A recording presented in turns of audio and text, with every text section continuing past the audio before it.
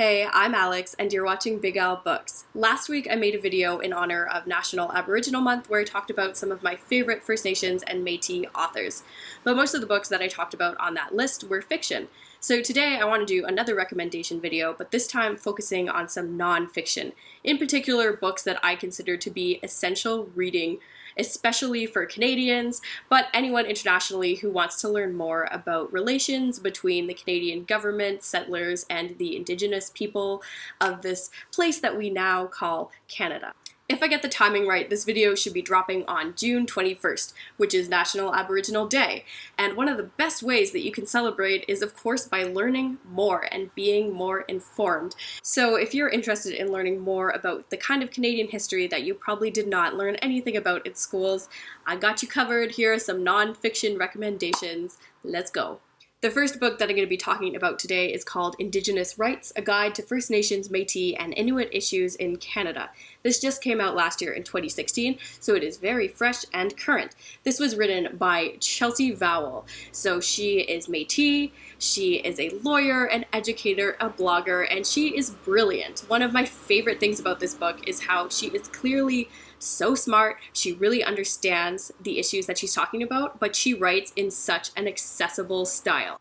I really enjoyed the way that Chelsea could use humor and sarcasm in her commentary, while at the same time doing an excellent job of breaking down some really complex issues in an easy to understand manner. So I would recommend this book for anyone who is looking for an entry point. So say you don't know a lot about Canadian history or Indigenous issues and you're looking to learn more from a good source, or if you're intimidated to start learning, this is a really fun, accessible way to start. I also appreciated that a lot of these chapters are just a few pages each. They're pretty short, like blog posts. So she covers a lot of material in a short amount of space.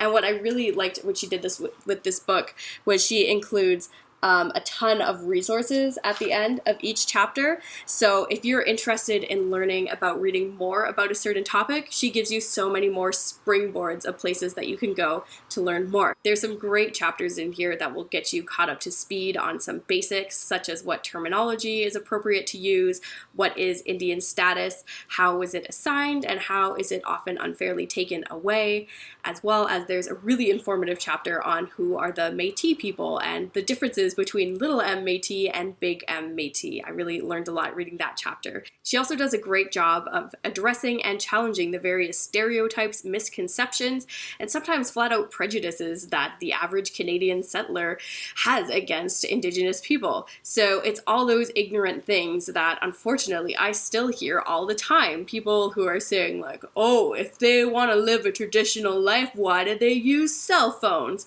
Or people who say, oh, they have it so easy, don't pay taxes, don't have to pay for their housings, what are they complaining about? All of these like horrible, racist, and ignorant things that a lot of Canadians believe. So she challenges most of these myths and she uses facts to back it up, that just a lot of what these people are saying is just flat out wrong. She also really tears apart anyone who holds an assimilationist view. Those kind of people that you inevitably find in every comment section that are just like, why don't they just leave the reserve and move to a city and we can all move on? Yeah, that kind of mentality that is still entrenched in a lot of government policy. So she really rips that view apart.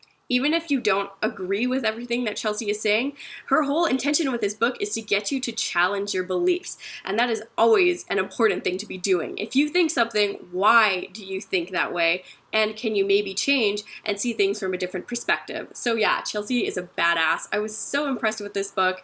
And if you haven't read anything on these topics, this is an amazing entry point. The next book on this list is another accessible entry point if you're interested in learning more about Indigenous resistance and decolonization. And that book is called Unsettling Canada, a National Wake-Up Call, and it's by Arthur Manuel and Grand Chief Ronald M. Derrickson. So Arthur Manuel is from the Shewakim First Nation, and he just died in January of this year, which was so sad. He has had an amazing career as an activist and just involved in these amazing grassroots movements, just fighting the power. You know, he is all about protecting Aboriginal title and Aboriginal land rights. To get a glimpse of what this book is about, I'm going to be reading 2 quotations from the introduction that really sum up what this book is going to be about and what Arthur Manuel hopes to achieve as a First Nations activist and leader. Basically what he's hoping his life's work is going to accomplish. And this is what he says. At present, we are asking for the right to protect our Aboriginal title land, to have a say on any development on our lands, and when we find the land can be safely and sustainably developed, to be compensated for the wealth it generates. There is room on this land for all of us, and there must also be, after centuries of struggle, room for justice for Indigenous peoples. That is all that we ask, and we will settle for nothing less. This book shows us all the ways that Aboriginal title is recognized by various Supreme Court decisions, through the Canadian Constitution, and through the United Nations Declaration on the Rights of Indigenous People. So a lot of the things that Arthur Manuel is asking for on behalf of First Nations people is really not very radical. In fact, it's the Canadian government who is often acting in violation of their own laws. So that needs to change. I learned so much while reading this book about land development, about some nasty things that the Canadian government has done and continues to do, as well as about the whole Indigenous resistance movement. And the best thing about this book is that it comes from such a personal perspective. I mean, Arthur Manuel spent his whole life involved in this struggle, so he gives you a really unique perspective, and he is so in-depth about the things that he talks about that this is a great resource. The next book on this list is historical and heavy-hitting. It's called Clearing the Plains: Disease, Politics of Starvation, and the Loss of Aboriginal Life by James Daschuk. And if you can't tell from the title, this book is really depressing. This book can be split into 2 main parts, the first of which covers the mainly biological effects of settlers moving to North America. And for Indigenous people, this meant waves upon waves of powerful epidemics. And we'll never really know the full numbers of how many people died because of these new diseases being introduced to North America, such as smallpox. The spread of disease was so rampant that in many Western communities, they were getting hit with these diseases before they had even laid eyes on a settler. So right from the beginning, you can see that this is a very turbulent history. Daschuk explores some of the major demographic shifts that came about because of these epidemics. For example, some of the groups in the East were hit with these illnesses first, but were also the first people to develop some immunity to them as well, which strengthened their position. And for other groups, they were hit harder by these epidemics. They lost land, they lost huge amounts of people. Some groups almost lost all of their population. Some groups came together in this ethnogenesis process and made their own new group of people. In the first part of the book, biology is mostly to blame for all of the suffering.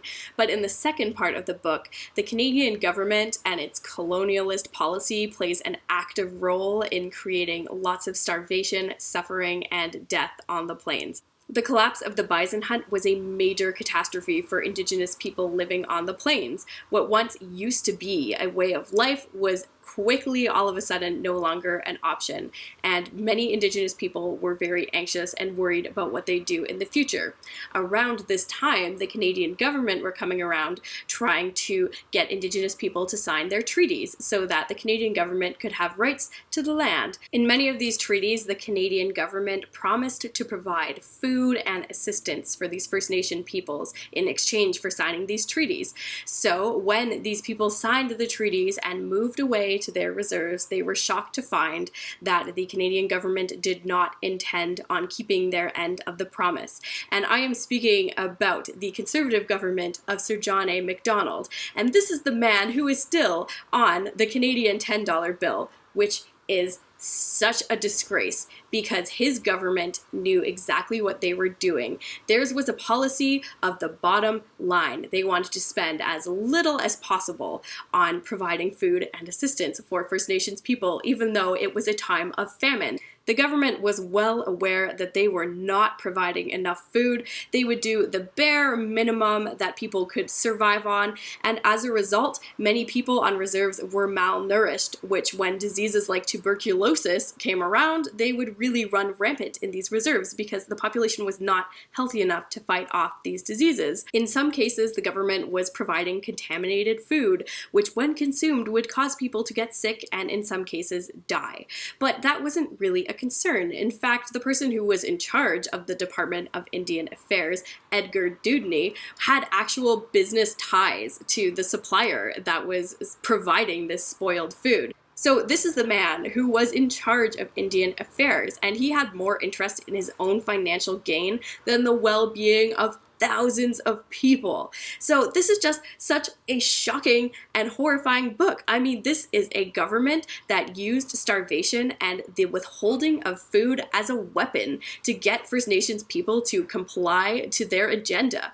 Basically, they needed First Nations people off of the land so they could clear way for the Canadian Pacific Railroad and for settlers who could farm the land. And if First Nations people were upset that the Canadian government had lied during the treaty process, or if they were upset with the terrible conditions of life on the reserve, there was really very little that they could do about it, because once again, the Canadian government used food as power. So if you would ever try to stage any kind of rebellion on the reserve, that was food that would be taken away. The Canadian government comes across as quite deplorable in this book, and it does not put you in the frame of mind that makes you want to celebrate 150 years of this government. But this is such an important book to read. James Daschuk put so much work and scholarship into this book. Like, if you look, like, half of it is just references, footnotes, maps. Like, there is a lot of scholarship that went into this.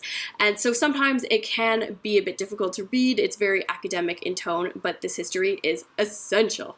Continuing on, this next book is called Children of the Broken Treaty, Canada's Lost Promise and One Girl's Dream by Charlie Angus. Charlie Angus is a member of Parliament for the NDP party, and he was really inspired after reading the last book that we were talking about, Clearing the Plains. This book is also very critical of the Canadian government, in particular for how the government continues to fail First Nations children in regards to healthcare and education. So for most Canadians, healthcare and education are covered by the provincial governments, and there's certain legislation put into place to protect people's rights and to ensure that there's a certain standard of quality.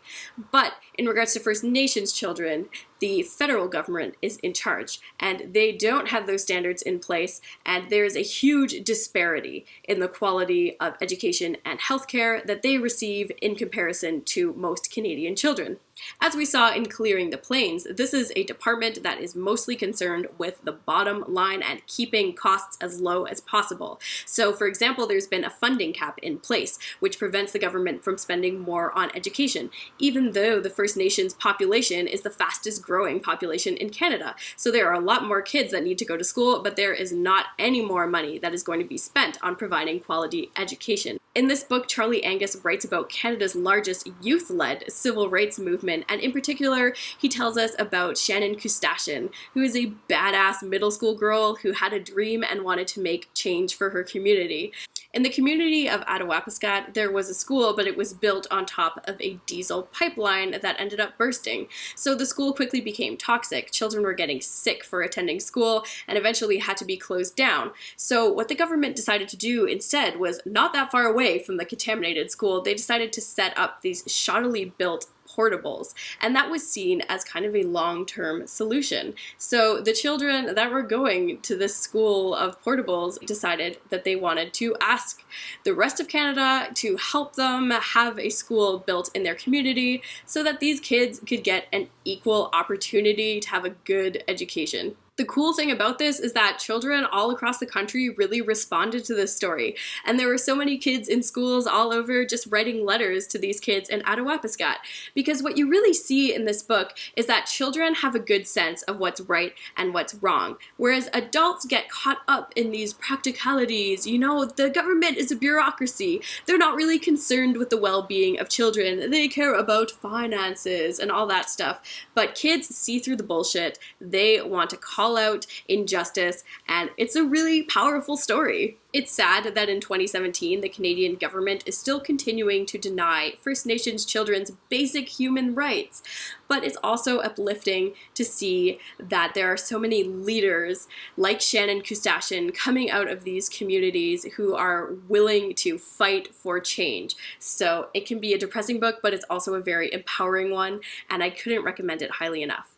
The last two books that I'm going to be talking about have to do with the future. So where Canada is going to be going if we don't make changes, or where Canada could go if we do make changes and involve ourselves meaningfully in the reconciliation process. The first of these books is called The Comeback by John Ralston Saul. He's a Canadian intellectual public figure, and I'd say that this is a great book to give to someone who doesn't care about Indigenous people or Indigenous issues. If there's someone who thinks that it is not relevant, throw this book at them as fast as you can, because John Ralston Saul basically argues that it is going to be one of the most significant political issues of our time, and how Canada is going to move forward as a country is going to be determined by how Canada changes its relationship with First Nations people. And he presents this as a really exciting time to actually change our narrative and find a more positive way to move forward.